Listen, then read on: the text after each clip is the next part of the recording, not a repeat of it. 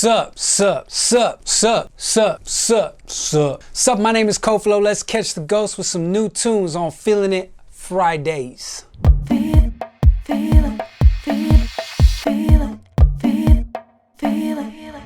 Hell yeah, Feelin' It Fridays is all about me sharing with some music that I've either recently discovered or maybe I've been sitting on for a while, but it's really inspiring tunes that I like to dance to. In some cases, inspire musical ideas, production ideas, tunes that I want other people to know about, to be able to go, to purchase, to find out about these artists, to be into the tunes. On this episode, we're going to be doing 2 songs. I like to do 2 songs an episode for a while. You let me know if you want to hear more about one song, you want to hear less and just hear about more music. You let me know in the comments what you're feeling. And if you haven't already, subscribe, because this is a weekly event going down. So new content will come out every Friday. So subscribe, hit the bell for the notifications if you want to be on the uppity up. So the first of the 2 songs that we're going to be talking about is a song by Musclecars called Don't Go. This song's lead feature, super banging ass, what really makes this tune is the singer, Brandon Markel Holmes. Mr. Holmes, you smashed it on this one. Between the jazziness, the underlying groove, the simplicity in terms of the song's musical construct, the sonics really fitting in, all the pieces fitting in to a nice even puzzle. It's not over the top. There's just the right amount of groove. There's just the right amount of vocal love. And then you get some jazz if you like things to get a little bit more complex with a few solo lead elements. As we dive into the song and we get to listen to some of the sections, I really appreciate the arrangement idea, how this song comes out of the gate. It has this like mix-in point that's got a little bit more going on. It's a little brighter, a little bit more open. And then when we dip into the richness with the pads and the bass line and what kind of provides the bunda on the track, we get this cool arrangement dip out where things go from bright to kind of more minimal and feel a little bit less busy as things get a little bit thicker. Really, really cool touch point early on in the track. Let's listen to that.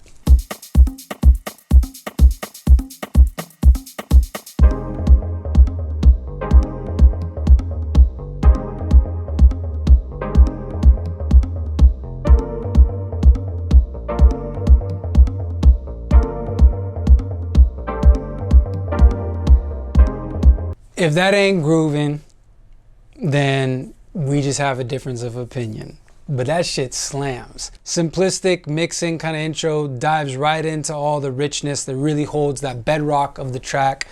The chord progression's simple. I'm a big 2-chord kind of guy, especially when it comes to dance music. Sometimes simple is better. It just kind of depends, but I appreciate simplicity and a nice little turnaround in how those chords come back around to the 1 to kind of start us off again. Now this next segment, as we go into the first verse, when we get the introduction of Brandon Markel Holmes, something I like to call out that I really was really attracted to sonically, and it also kind of made me, from a dance perspective, feel some kind of way in terms of the type of movement that I would display, is the way that the vocal production comes in. It's like the vocal's very close to you, and it's not a dry vocal. There is some processing, but it's like the vocal comes in very close and very intimate. And I don't know, I wasn't expecting it. And that's why when I first heard it on that first verse with that first note to come out of his mouth, it just did it for me. It was like the track just kept getting better. You know how when a dope groove is there and then the next part comes in and you're like, oh, that kind of fucked it up for me. This only made it better. So let's listen to this, a bit of this first verse, and I think you'll get my vibe. When we first met, fell worlds apart. I remember you and I would talk, hold hands, romance. Set the record straight, told you you'll be mine. Please don't go. Hopefully you you get what I mean by like that intimacy of it. Like it's the vocals, like it feels close. Obviously there's a nice bit of treatment on that in terms of the reverb that they use. If there was any delay used, it was very smoothly done. But like from a sonic standpoint, from a producer's ear, I can really appreciate the method at which that vocal was produced in the track. It doesn't feel like pop polished. It feels like it's got an underground vibe to it, and I fucks with it. The Musclecars fellas did a great job with that. Another thing I can really appreciate is the rhythmic idea placed underneath that melody with the vocal. I like it when vocals do a mixture of these like kind of bouncing rhythms and then they have sustaining elements to them. Right?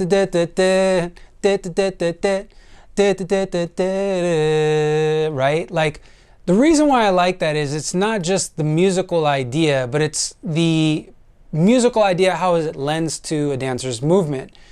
It fucking sucks when a dancer just does the same rhythm in whatever their movement is for 2 minutes. Just like It's like 2 minutes of this, right? It's nice when you have this right? Like that bit of change and that bit of variety to things. And if you're the type of person like me and you're a dancer who really likes to underline the groove and accentuate lead elements like a vocal in this case, I think it's a really cool rhythmic choice. Next part of this song is that vocal sitting alone, sitting very intimate in, let's just use the word sterile, even though it's probably not the greatest word to describe the situation. But here we got this vocal. We go into the hook, and all of a sudden, there's a whole bunch of these dudes out here singing. It's like everybody came to the table and got to tell you, don't go. I really like harmony. I really like interesting harmony. I don't necessarily say the harmonic elements are like super unique in this case of what was done for the vocal production, but it's done well, especially because we go from like this, again, I'll say it without being the best description, this sterile kind of lonely voice into this thicker idea, which really shapes out for a chorus. You want the chorus a lot of the times to stick out. It doesn't have to. There are no rules in dance music, house music, etc. But I like it's this traditional feel. Let's make the chorus a bit thicker. So let's listen to that. If you can't be here, can't be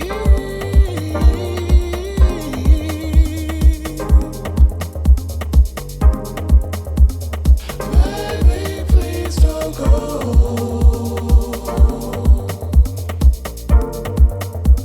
Stay right here with me.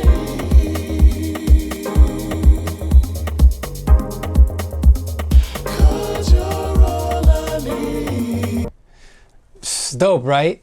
You know, and I think from a dancer standpoint, that lyrically, I don't want to say there's anything like super revolutionary about what's going on in the songwriting, but from a dancer standpoint, there's plenty of like obvious, there's a bunch of obvious ideas to what's being said in the lyrics, to where if you are that type of dancer who really likes to like be like, stay right here with me and do like a spin, like me or whatever. If you're that type of dancer, then, you know, this song has got that for you.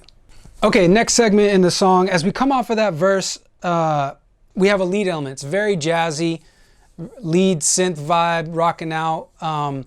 Super cool because it is so loose. Little hard, I could imagine, to like really find something that feels like you're outlining it if you're trying to move to it, but like underlying the groove, picking little spots that make sense accent wise. A lot of fun stuff to play with in this, and just in general from like a production standpoint, musical standpoint, it's got that jazz, it's got that loose, you know, that it moves around, it swings, it pushes, it pulls a bit in certain spots, and it's a cool sound. It's a cool synth vibes, a cool synth lead.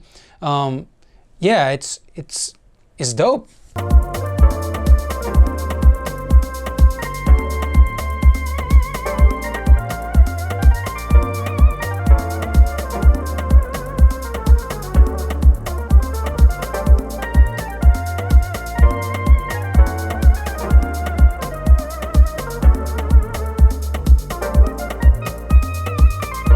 I think one thing to mention about that lead is that there is a fair amount of expression in the way that it gets played. You know, it's not just the lead being played. There's some modulation, some different things, vibrato-y type elements. And it moves around naturally. It feels very human. And just like a dancer, it's probably one of the better ways to reflect in music. So it feels a little bit more commonplace, feels more relatable. At least that's how I associate things like that, because sometimes synthesizers don't sound relatable or human at all, and I think they did a great job with that. Moving on from that, the song structure kind of follows another kind of verse, chorus, C, hook pattern. So we get we get another imprint of what we heard earlier before this lead, and then the song dips into another lead element. This time it's, it sounds like it probably is like a trumpet of some sort.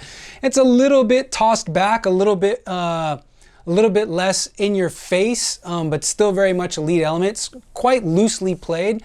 It's not like these super jazzy run riffs. It's a little bit more, I think, basic in the regards of musicianship to how I relate to it. But that's not saying that it's basic like it's mad whack or juvenile or too simple.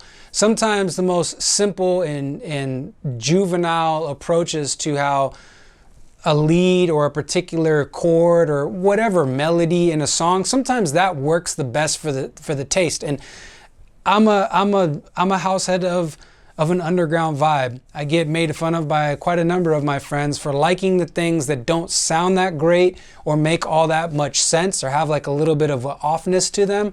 I'm just into that stuff, stuff that somehow feels good but isn't necessarily always like the most correct. So let's listen to this last or secondary lead to the song. If you lose the fight.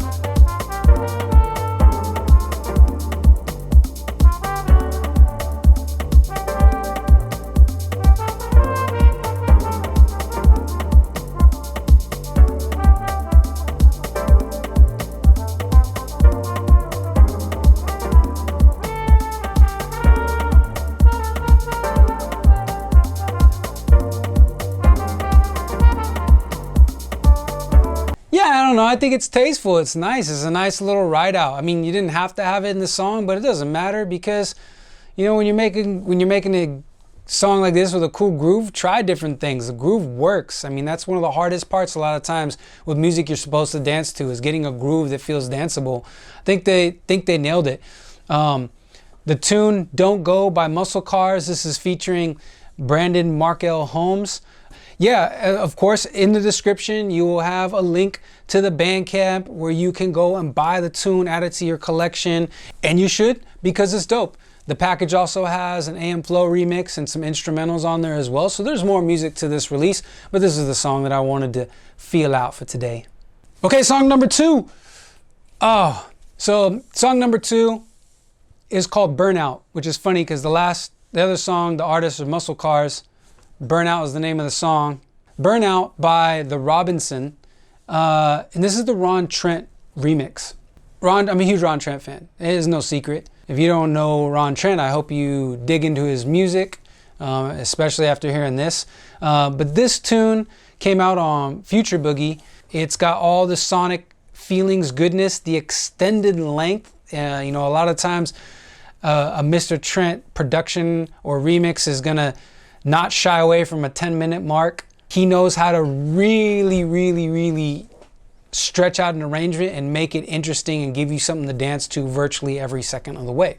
Okay, let's jump into the arrangement. For me, arrangement-wise, it's always a nice point when the idea of the first or only bass line is introduced. Obviously, bass lines a lot of times are gonna be there to establish fundamental groove, which as a dancer, you're always looking to figure that out. And if you're not looking to figure that out and you're a new dancer listening to this, here's a word of advice from an experienced dancer. Groove is king.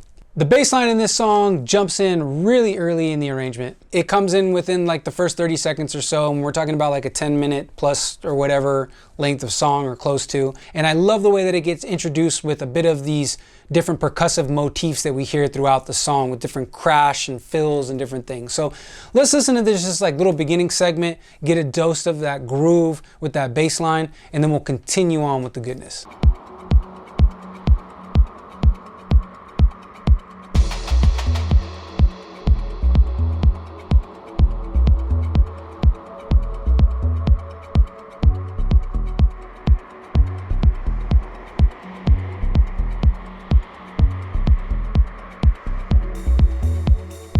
Normally I wouldn't pick such a bare section just to grab onto and talk about, but since I like to talk about these songs in terms of their arrangement, just because it helps me put things into perspective to how we would consume those in a club and how we might dance to these in retrospect to what the DJ is doing with them. I love the bass line, obviously, with the kind of notes traveling up, doom, doom, doom, and then the other side of that, doom, doom, doom, like kind of this inside out vibe. It's a really cool blend of like sparseness. The notes aren't like just taking up all of the rhythm. They come in certain parts, but they're not there with consistency in this particular song. They're also super duper fat and round and thick and full of subsonics. So it's carrying the whole platform of that bottom end of the track. Ron's a master of this. Start to subside some of the ambient ideas that are taking up all the extra space that we don't necessarily need to like critically listen for. Certain sounds, it's nice to make the listener hear them, and other sounds, sometimes it's nice to use them as like a gluing, like a wall or a principal foundation. Ron Trent is a fucking master at creating a wall of sound or like a waterbed of foundation where no matter where you step, sit, lie, or press up against, there's sound there. You can't get past it. He's got the layering of things that just mesh together down like very other few producers that I particularly listen to a lot of can do. And it's a huge inspiration, not only from a production standpoint, but from a dancer standpoint. It really focuses your ear training to learn how to dissect things and how to create more glue in your movement choices. So you don't just look like concept man or woman, just like, look at me, I'm now playing with the imaginary pole that I'm moving around my body, and oh look, my hand is a hummingbird. There's multifaceted layers to the conceptual makeup, and sometimes the concept is the music in your dance, not your movement needs to be something else, if that makes any sense. Okay, so we're gonna jump forward a few minutes in the arrangement because the idea with this bass line and kind of the swelling ambience and percussive details that come in and out, using a lot of metal sounds, bells, triangles, different fills and such. Ron's doing a really good job of like painting these different sonic textures, and some of them are sprinkled in, none of them are overly abrasive. The bass to me tends to take more center stage early on in the arrangement. But as we continue on, we start to hear some of the organ vibes that Ron puts in, which is, you know, very much his style. And a lot of his productions, you hear him use organ, whether as a lead or another one of those layers of glue. And we get to hear this really cool arpeggiation or arping, stabbing pattern that starts to make its way in. And it's this kind of automation or this dance of sounds that are coming up and coming down, sustaining and being removed. And as we see that happen, we also get a feeling of this extension of what is the beginning of the track starts to give way into a more, I think, fundamental idea to what the story of the track ends up being towards the middle and the back half.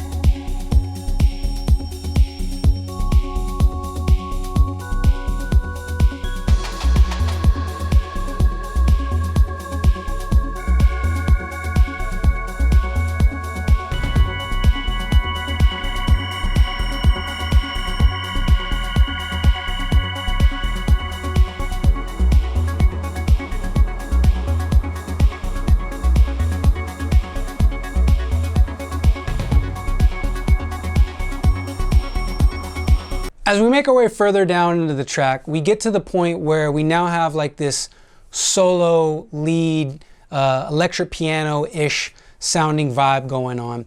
And what's cool about this one versus the last song we just talked about is this one is less jazz, and I think it's more straight ahead, a little bit more quantized, a little bit more fundamental to a scale in a lot of ways rather than just kind of completely free form. It's super cool. I like sometimes when leads are a little bit more straight ahead, a little bit more relatable, a little bit less like jazzy musical. And the reason why is that as a dancer, sometimes if we're responding well enough and we're in the music well enough, our predictive ability to continue to outline our movement with what's coming next in the music becomes a little bit more sharp, becomes a little bit more fun, and ultimately is more relatable. It's kind of like a weird conscious loop where we kind of know what potentially is coming, and when we find it and our body responds and predicts the movement all at the same time, it's like we're closing a loop, if that makes any sense. It's kind of like knowing what step we're going to do, and it works because it's the step that we would respond with based off of what we've already heard in the music. And if your brain just exploded with what I was explaining to you, don't worry. Mine also had a mini meltdown that you didn't see because I'll probably edit the video. All right, so let's listen to this lead and how Ron makes this thing just work really well for this segment in the song.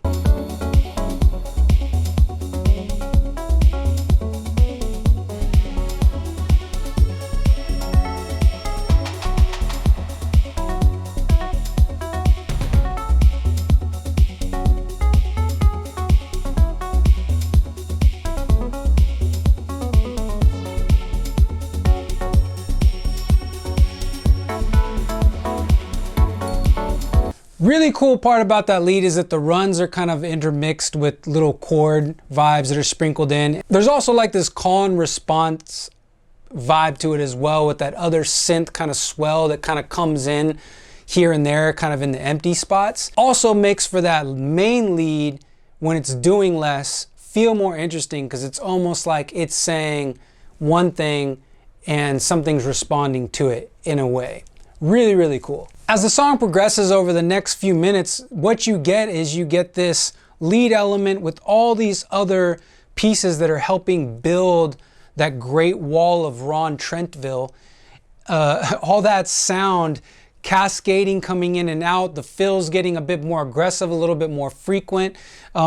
You get which is like kind of supposed to be the pinnacle of the idea of the arrangement, at least in my opinion. And that takes you to an energy level that, even though there's not really a whole lot that's just being added to try to create more energy, it's the way that he adds, removes, and builds, brings up and brings down these things, that it just continues to kind of swelter and burn. So it's like it's a fire that's getting hotter, even though it necessarily isn't growing in size. And I think that's a really brilliant way to also approach your movement, where you don't need to do bigger movement, you just need to find a way to express that movement in a way that feels like it's more vibrant, it's more expressively understood to those who might be consuming the movement that you're creating. And as this song rounds out, it has a nice long kind of tailing, very, very tasteful kind of, I don't want to call it a mix out, but it feels like it gives you that space in the arrangement to bring all the elements out, to mix out to where, from a DJ perspective, another song could really come into place, or if it hasn't already been starting to creep in as an underlying layer, the space for it starts to open up, and we kind of walk out the last minute, 2 minutes of the song with some of that space. So it ends up being much more minimal, much more low end focused and heavy, little bit less drummy, gives room and opens up for something else to come in and steal a backbeat. Yeah, it just works. So that tune right there, once again, is the Robinson Burnout. That is the Ron Trent remix. It came out on Future Boogie. As always, I'll go ahead and put the link in the description to where you can go and buy the tunes, or at least find it to where even if it's sold out, if it happens to be vinyl only or something, you'll be able to look it up. Please check out these artists, check out their back catalog, check out these record labels and their back catalog. Do some digging. Don't be lazy. Go find the music that inspires you, not what other people necessarily tell you is hot. Unless it's me, if I tell you it's hot, then yeah, then go check it out, I guess.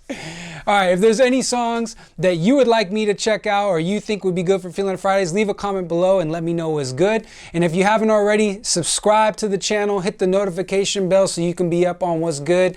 And yeah, if you dig this, throw me a like. Likes would be sick. All right, I'm gonna see you next Friday. Everybody have a great week. Peace.